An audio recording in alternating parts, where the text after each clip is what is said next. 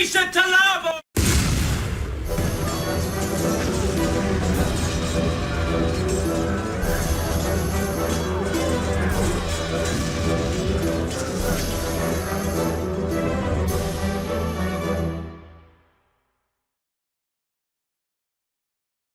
Welcome to the Lepanto Institute's General Quarters.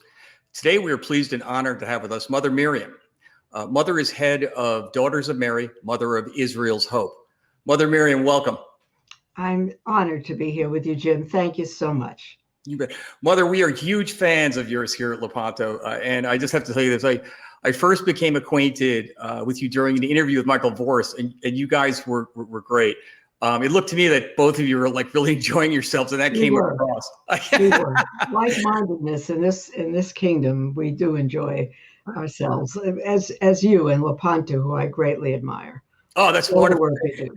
And I got to tell you my impression real quick. I went to 12 years at a Catholic school. The first 8 were the Dominican nuns of Spark Hill. Now, you reminded me of one of the great sisters. You had that same sort of personality, Sister Daniel Catherine, meaning that you understood that at times those hopeless creatures called boys were sometimes just acting like boys. And so you made sure to keep the classroom intact, but you knew instinctively if a kid was good or not, you'd cut him a break.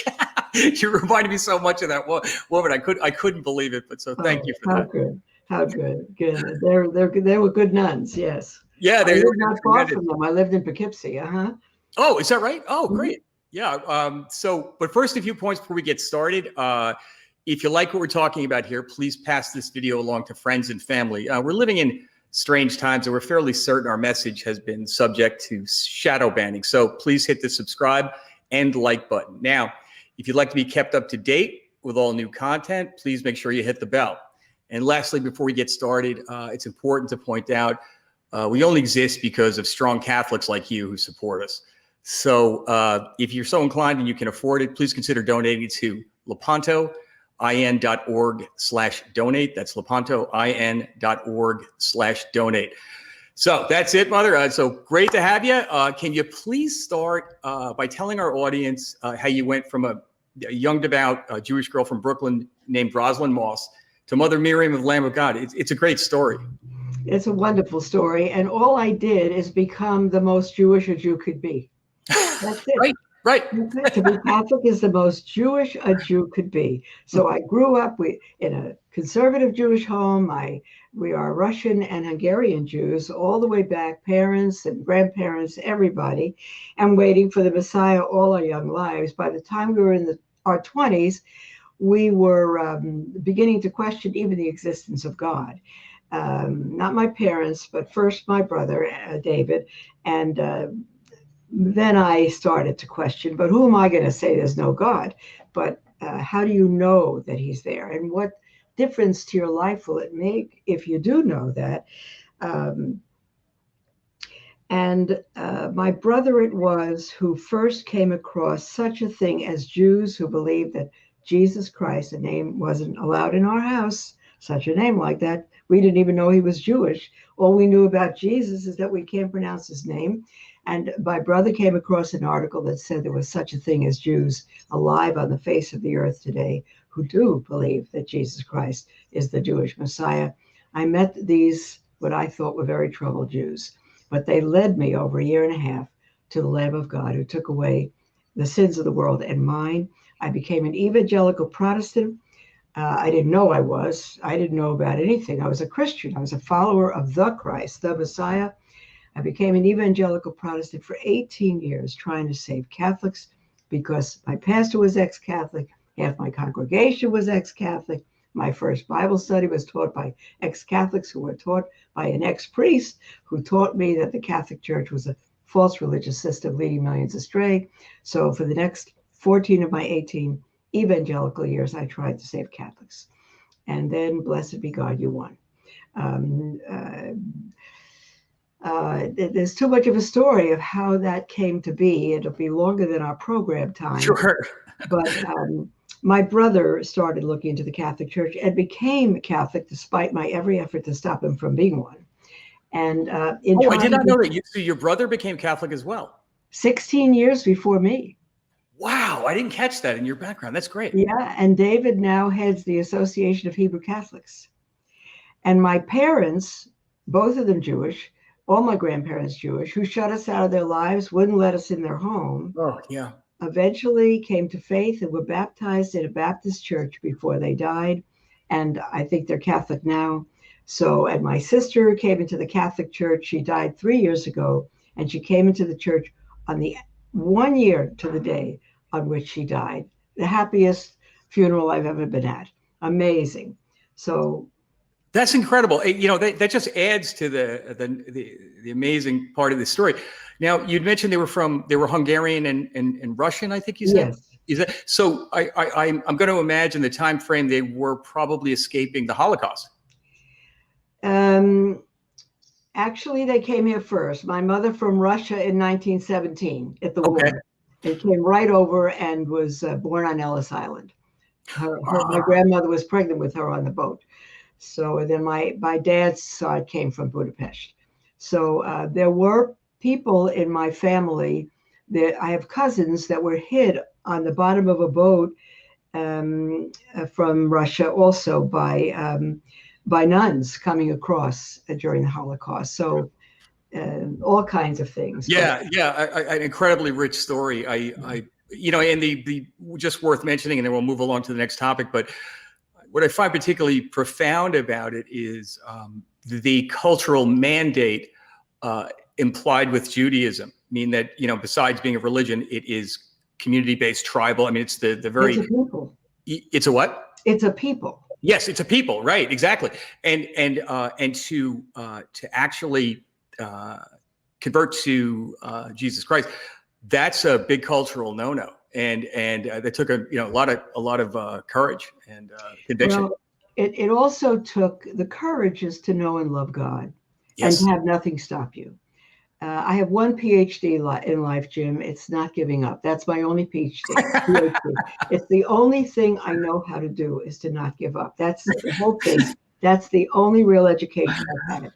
And it was insane. I was charged with abandoning the Jews, betraying the Jews. My parents, when they came to faith, were buried, and the family took away their burial plots because they were Christian now. Can't be buried with the Jews. All kinds of things that way. But I know that faith is a gift, and I'm the richest, most privileged person in the world. Oh. And we are, Jim. We are to be alive in this day, like Esther of old, for such a time as this. That we have the faith, that we believe it's a gift, that we love. People say, "Well, how come the Jews don't believe?" Or somebody else. I said, "I have no idea why they don't believe. I don't know why I do. Why did God pour His grace on me?" There's no answer. Well, but you live the faith, and others who are claim to be Catholic don't. I said, I can't answer for them. I can't answer why God has kept my heart burning all these years. I don't know. Beautiful. I don't know. I'm a happy camper, and to whom much is given, much is required, and I cannot have enough required from me. 1,000,000 eternities won't be enough to thank Him. So I'm as grateful as I could be. David, now my brother, 2 years older than me, is the president of the Association of Hebrew Catholics all over the world. Oh, wow. The entire St. Louis. Yep. Is that Messianic Judaism? Well, Messianic Judaism is, not all, but primarily an evangelical Protestant movement. So when you meet Messianic Jews, they're primarily evangelical Protestant. You'll meet also some Jews who call themselves Messianic even in Israel, but they're not Christians. They don't believe in the divinity of Christ. They believe He was a great prophet. So, but generally speaking, Messianic Jews have an evangelical Protestant faith, generally speaking. Yes, fair enough. Excellent explanation. By the way, is your brother still in New York, or is He's in St. Louis? Oh, okay, great. Archbishop Burke invited him before Archbishop Burke went to Rome to head the Apostolic Signatura and became cardinal. So David's in St. Louis. Archbishop Burke invited me also in 2008 to St. Louis to found this community. Wow, that's tremendous. And you're in Kansas now, right? I'm in Kansas, Beloit, Kansas, in the Diocese of Salina, just for 6 months. That's it so far. Got it. Hey, from Tulsa, right? You left. Tulsa. Yeah. We'll put in the show notes for anybody who would like to make a donation to help out your organization, because it's wonderful. We don't refuse those things. That's absolutely. Yeah. We're reconstructing a house, so we $500,000 would be very, very nice. That would be very helpful right about now. Don't worry. Mother Miriam, we just finished the conference asking the question, are we in the great apostasy? Now, many fine scholarly types weighed in on this subject, and most answered cautiously. Scripture has indicated certain things need to be in place, and we're not there yet, so fair enough. We're there. Yeah, I'm with you. Come on. I'm not cautious about anything. We're there.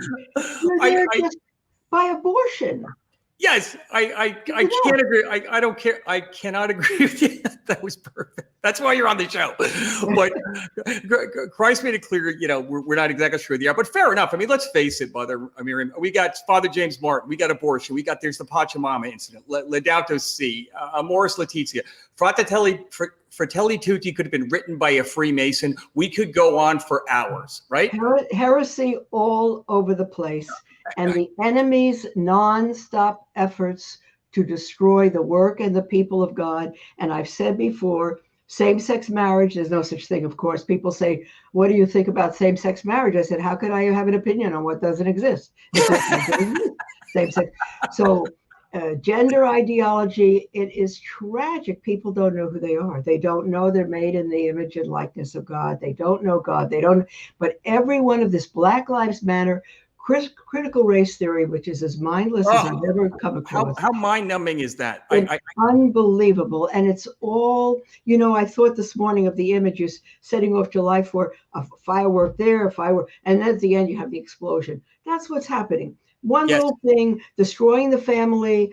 The lady said to St. Lucia, the final battle will be for marriage in the family. So first you destroy marriage with homosexuality, and then with this, and then with that, fill the priesthood with homosexuals, all the communists. It's been planned for hundreds of years. And now it's fireworks from every angle. I read an article this morning on LifeSite News. It's biological warfare, biological terrorism.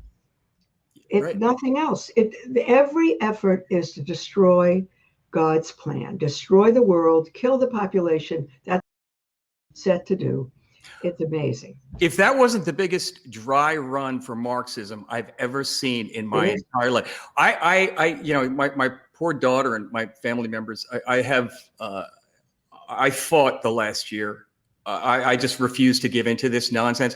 I mean, we're talking a year ago, we knew this was, there were guys who were being censored all over the place. The guys in California came out and said, this is ridiculous. And I don't care what anyone says. And it comes down to this, Mother Miriam, and it's obviously multivariable, but I really believe you can draw the lines of those who are mask wearers, other people and those who refuse to buy into this nonsense into a belief in God. It is literally right down the line. Okay. Yes, because you put on that mask. I don't know about you, especially when I got when I started paying attention to the data, I said, this is absurd. There's no reason children are even going to get this thing. This is ridiculous. And I had it. And I was up in 2 days. Thank God. Right. I really was. And I noticed that it was right down the middle. And those who were yelling at you in public, of which I just was not going to stand for it, and there was, what's that? It's straight evil. It's straight evil. That's exactly right. And let's face it, what's our connection to the Almighty? Our face. Let's cover that. And I think that we just kind of watch this insane power grab, and it all ties into what you're saying. This whole thing absolutely ties in where you're saying, where we really are in very, very difficult times, and people are handing over their power and their autonomy, and particularly the authority of their children, which is terrifying, and for the illusion of security. Tell me, can you talk to that a little bit? Because I just mean with the whole. It's just evil, and what it has done is they've been successful, because their plot was to instill fear in the population. And when it's what you just said, when they instill fear, then they have you. Don't be afraid. That's right. Don't be afraid. You know that they've come into homes and taken children out. I've spoken to grandparents who they said we got the why. They said because our children won't let us see our grandchildren unless we don't. I said don't. Then if they choose to not allow their children to have grandparents, don't buy into evil for it and the immorality of it. That is such. Thank you for saying that. It's such common sense, and yet the way you just said that, and most people would consider that very brave. In the first place, I'm not going to take that is taken from the dead bodies of aborted children. Let's start there, okay? And in the second place, they don't know what this thing does. And look at what's happening. You would actually say, as a parent, that you are not allowed to see your grandchildren. Talk about cruel, unless you take this. When children, the chances of them catching this disease are close to zero. Yeah. I mean, it's. I know. I had a call from a young man. He's only married 2 years. They have a little baby, and the wife has taken it. I don't know if they've given it to the baby or not even a year old. And the wife's parents have taken it, and the whole family, including the wife, is against him because he won't take it. And he's made to wear a mask around that baby. Isn't that insane? It's just insane. People are. Yeah, I'm a little taken back by that story. There's so many things going on there. Like, Yeah. Like in the first place, how about no? And I told him that. He called me for advice. I said, you don't do it. You don't do it. We have to follow God no matter what. And we're not going to teach people to do that and to think if we don't set the example at whatever cost. We have to do what's right. And what you said about grandparents and their grandchildren was beautifully said, because I agree with you 100%. And I know there are people listening tonight, I happen to know for a fact, that are grandparents in that position, and they're holding the line, and I hope they continue to hold the line. I hope so too. Yeah, and it's funny. You reminded me of one thing. When we were talking on the phone, I told you about my grandfather, right? And this is very interesting. Great man. Yeah, he's a great guy. And I actually did a show on him last Friday night. It's on YouTube. Okay. But I was very fortunate to have in my life, and I said this in the show, and to have the example of these two men, my grandfather and my own father. And the thing is, this is something I've been blessed to have done a fair amount of traveling around the globe. I lived in China for almost a year and that kind of thing. But I ask people, and it's just a sort of thing I've done for decades. And I ask them the overwhelming answer, and I guess I'm going to ask you to guess what the overwhelming answer is. Then I'm going to juxtaposition of what my father and grandfather would have said. What's the purpose of life? What do you think the majority of people say? What's your guess?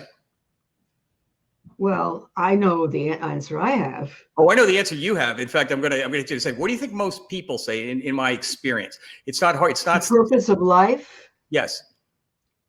Well, if they're not solid Christians or Catholics, I guess they're going to say to get as much as we can. To be happy. Yes. That's right. And that's pretty much, you're right on target, to be happy.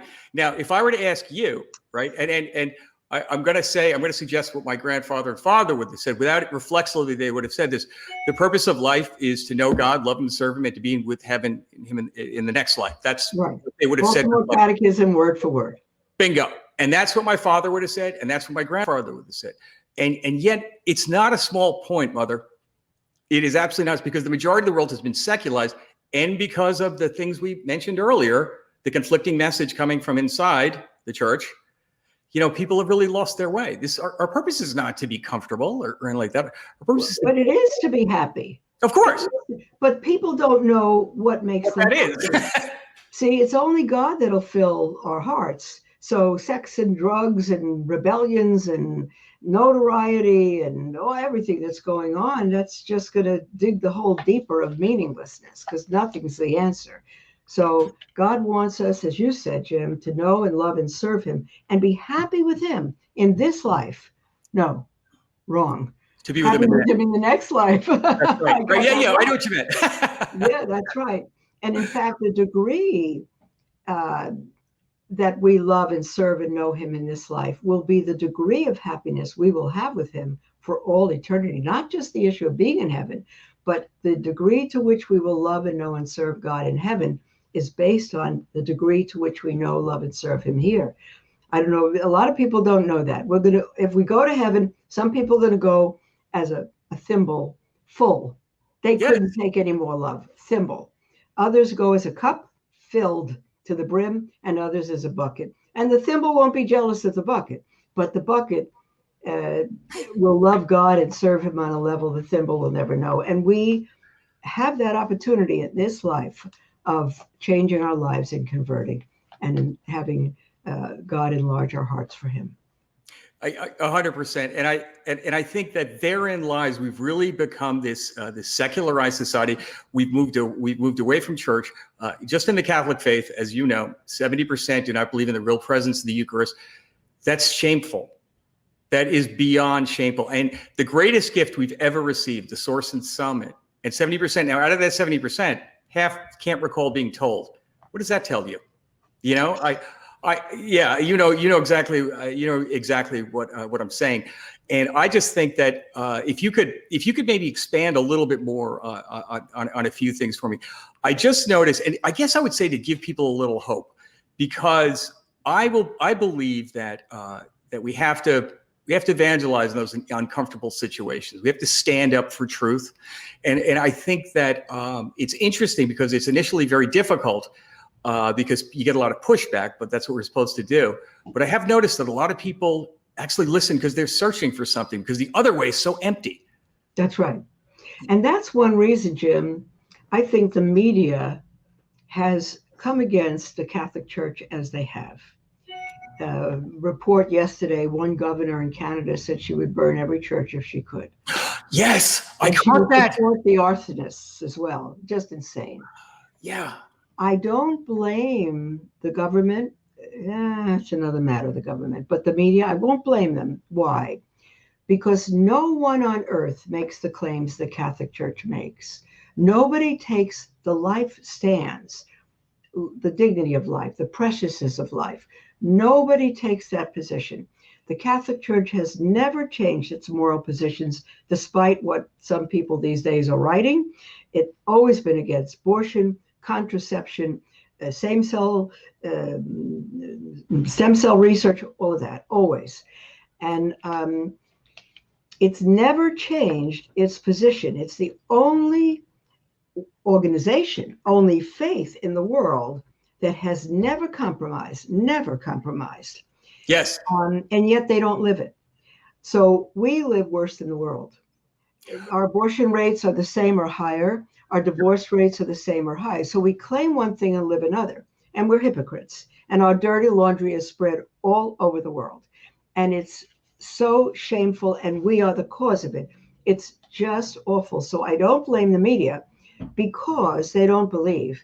And I think they know in their hearts there's a God. God put that there. Unless they've totally wiped it out, they have no hope.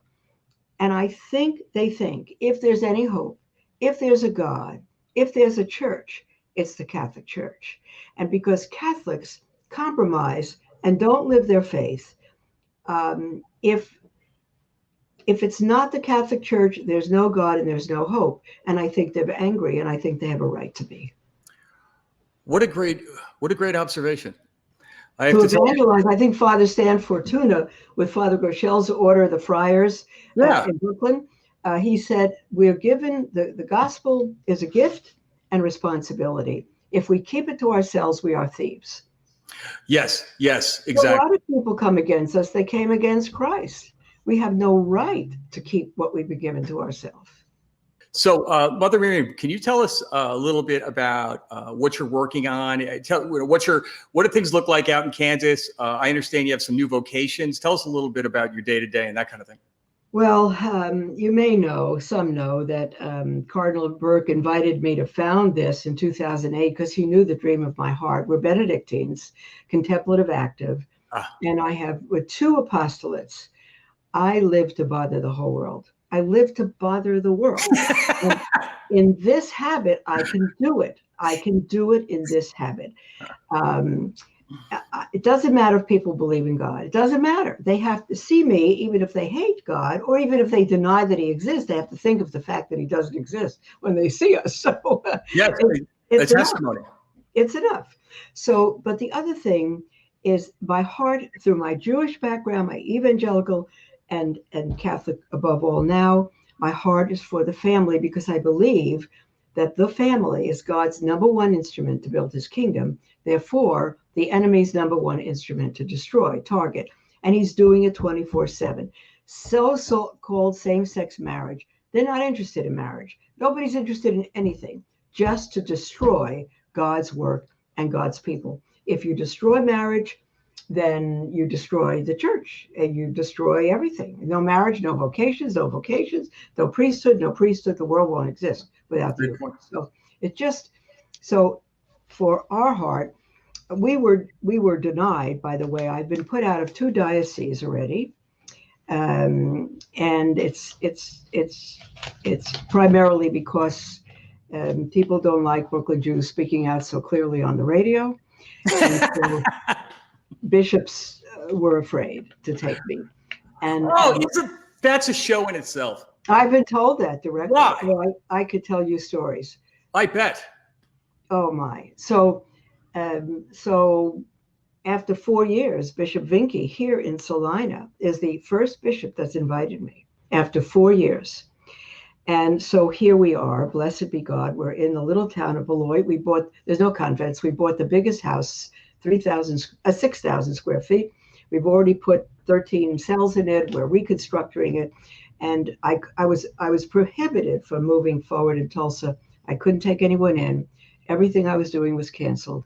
It just, a story that I need to be careful to say too much publicly, just Sure. Awful. But here I am in Kansas. It's God's will, God's will, God's will, God's will.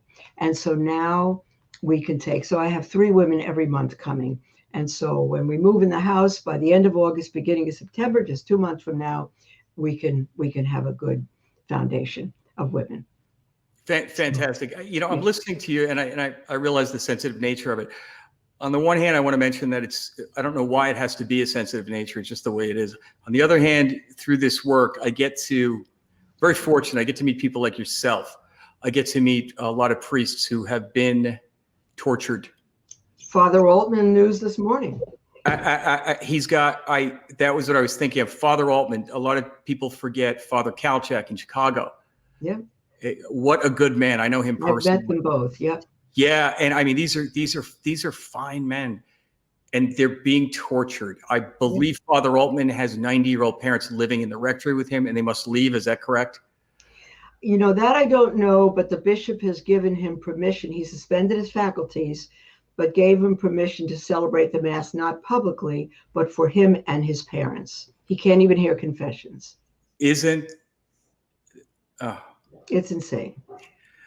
It's insane. And, I was told, Jim, that by someone who doesn't fully understand, that I have a reputation of being against bishops. Please, dear God, I love the church more every day he allows me to breathe. I'm not against bishops. I'm against bishops who don't bishop, who don't teach the faith, who teach heresy, and are absolutely afraid. When Pachamama came out, I had a call on the radio from a gentleman, and he said, "Mother, what's going on? Pachamama, what are we supposed to believe? What are we supposed to think?" And all I said was, "It's demonic. Let it go and live your faith." That was my great discourse. And the bishop who had you were right, by the way. Of course you're right. I know, and I'm not the only one who said that. And I don't mean that I'm always right, even though most of the time I am. But the bishop who invited me disinvited me, because he said, "You didn't say the Pope was demonic, but you said what he's doing is demonic." And I said it is. Bishop Athanasius Snyder said he thought it was the worst form of idolatry since the golden calf. And I would have to agree with him. Do you know that incident, not that this is central to anything, but a real quick story, that incident was what brought me off the sidelines. I literally I was a Wall Street guy, and then it took a kind of an early retirement. And I saw that, and I literally was calling people going, "Are you seeing this? Do you know what's going on here?" And so remember the day of December 6th, they were talking about a day of penance and prayer. the 4 exorcists had called for a day of penance and prayer. I had an app that I had invested in. I was trying to work with these guys, and we got 3,000 rosaries done that day and some fasting. And that's what brought me off the sideline. It just occurred to me that something has got to be done. And your story with what you're just telling me, and the Father Altmans of the world, and the Father Kalchaks, and the Father Rothrocks, and all of these people who are being tortured for what? They're being tortured for actually proclaiming the faith. It's mind-boggling to me, and I think that these guys just are very brave, and we got to pray for them, just like we got to pray for you. Well, I can't disagree with you that they're brave, but all they are is priests. Yes, they're supposed to be Alter Christus. They're supposed to be Christ. And I had an email last week from a woman who said, "Mother, is it possible now that you're in Beloit to start a house for priests, for persecuted priests, so they have some place to go?" And I didn't answer her, but I said, "I don't want to do that. A priest can't hide. They have no right. They are priests. After the order of Melchizedek, forever they are priests. They are Christ in the world. They must preach the truth. Yes. They must not hide. Go out on the street on a soapbox. They must not hide." I could not agree with you more. And we're watching happen to them. And to their credit, the ones I referenced and the really good ones are doing exactly that. They're not going away. They're not going away. And Father Altman surely won't. Oh, no. And I think, but what I find particularly cruel is that, a lot of these guys, I mean, they're really playing dirty. I mean, these guys don't have an income. It wasn't like they were pulling in a lot before. I mean, and it's like, wow, what does one do? So look, we got to pray. We'll help these guys out, and we just got to keep fighting. That's it. And never give up. And never give up. I'll share my PhD. Never give up. Thank you for that. In fact, we're gonna, Mother Miriam, we're gonna leave it there. And that, if there's ever a PhD to get, I'd say that's a great one. That's the only one I got. Let me just say a few things. That's my PhD. NGU. Never give up. You bet. A couple of closing announcements, and then we're gonna say our goodbyes. But the real quick here. Besides donating to Lepanto, another way you can help support us is by visiting our gift store, LepantoCatholicGifts.com. We have a beautiful Lepanto Sacred Heart Cross there. It's solid silver. Frankly, it's beautiful. Michael Hitchborn designed it, and he credits the inspiration with Our Lady. And we're selling this as a sacramental, so we strongly suggest you get it blessed. And it's magnificent for any occasion. We wish to thank again Mother Miriam for taking the time from her busy schedule. Mother, please come back if you would. And I have a special request. I'm serious when I say this. We're asking you consider the official Mother Superior of the Lepanto Institute. Is that the correct phrase? We're huge fans of yours, and I'm serious. We have of course we have the Blessed Mother, but we figured down here. I won't be your Mother Superior, but I'll be your mother. Okay, great. That's great. Was that the incorrect term? I wasn't sure what the term was. No. It's for Benedictine have prioresses and abbesses, and right now I'm a prioress, but I'm a mother. So I would love to be your mother, and I might come in there with a ruler once in a while, but I'm happy to be your mother. It's like Sister Daniel Catherine. I think that's great because we need you on our side. So anyway, I'm on your side, Jim. God bless you. I know you are, and I mean this sincerely. It was a real honor to have you come on. Thank you for taking the time. Thanks for having me. So this is Jim Maughan from the Lepanto Institute General Quarters. We're saying goodbye until next time, Mother Miriam. We're talk her into coming on again, and God bless you, and Viva Christ Rey. Bye bye now. Viva Christ Rey.